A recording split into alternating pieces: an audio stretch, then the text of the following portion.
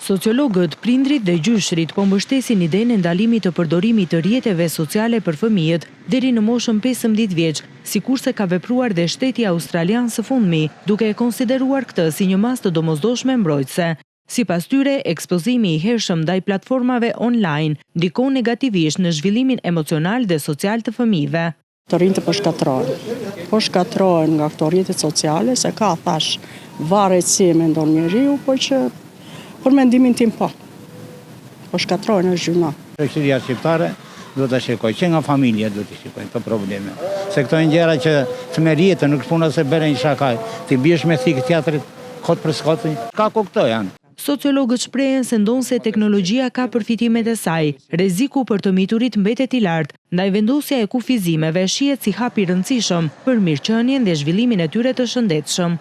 Teknologjia sot ka një informacion të bollshëm dhe të pakontrolluar, çka do thot për adoleshentët, për fëmijët, të cilët nuk i kanë filtrat e dur intelektual, psikologjik për të bërë dallime dhe për të menaxhuar, si të thuash veten, aspektet psikologjike, intelektuale dhe emocionale të tyre. Të rinjt sot kalojnë shumë kohë me rrjetet sociale, me shumë kohë. Dhe si të thuash, më tepër janë në kontrollin, edukimin e rrjeteve sociale sesa të prindërve, gjyshërve, edukatorëve e kështu me radhë. Kështu që do të ishte e udhës që neve të mendojmë se si mundet ta minimizojmë si fenomen dhe ta kthejmë fëmijën dhe adoleshentët tek e natyrshmja. Ekspertët theksojnë se bullizimi online, presioni i krahasimit me të tjerët dhe varësia nga ekrani po bëhen gjithnjë e më shqetësuese.